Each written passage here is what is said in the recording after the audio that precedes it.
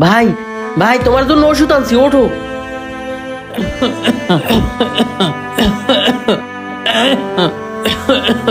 ওষুধ আনছো ভাই? আমার জন্য তুই খুব কষ্ট করতেছস তাই না ভাই? ভাই তুমি কি যে কও না, আমার কিসের কষ্ট? তোমার সুস্থতার লোকে যা করা লাগে আমি তাই করব। ভাই ওষুধগুলো খেয়ে নাও, ধরো ভাই তুমি খাইয়ে নাও। স্যার স্যার আমারে মাফ করে দেন, আমি ইচ্ছা করে এই কাজ করিনি। আমার ভাই অসুস্থ তাই আমি বাধ্য হয়ে এই কাজ করছি। ভাই আমাদের কাছে মাপ চাওয়ার কোনো দরকার নেই। হ্যাঁ, আমরা সবকিছু নিজের চোখে দেখেছি।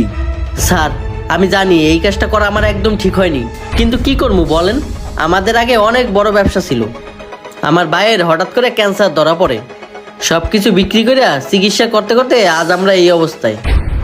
আর স্যার ডাক্তার বলছে আমার ভাই আর কোনোদিন সুস্থ হইব না, যতদিন বেঁচে থাকবে ততদিন এভাবেই চিকিৎসা চালাইতে হইব।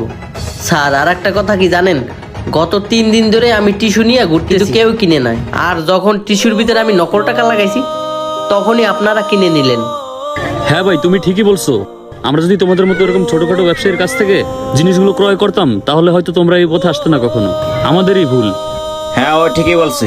আর তুমি কোনো টেনশন করো না, আজ থেকে তোমার ভাইয়ের চিকিৎসার দায়িত্ব আমাদের, আর তোমার কাজের ব্যবস্থাও আমরা করব।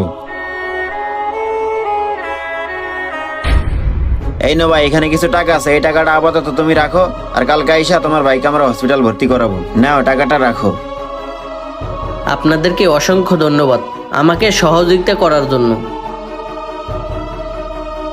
আরে ভাই ধন্যবাদের প্রয়োজন নেই। মানুষ হয়ে যদি আমরা মানুষকে সহযোগিতা না করতে পারি তাহলে আমরা কেমন মানুষ হলাম বলো? আচ্ছা ঠিক আছে, তাহলে তুমি থাকো, আমরা এখন যাই। ঠিক আছে ভাই, থাকো। বন্ধুরা, আমাদের ভিডিওটি আপনাদের কাছে কেমন লেগেছে? ভালো লাগলে অবশ্যই শেয়ার করে দিবেন। ধন্যবাদ সবাইকে।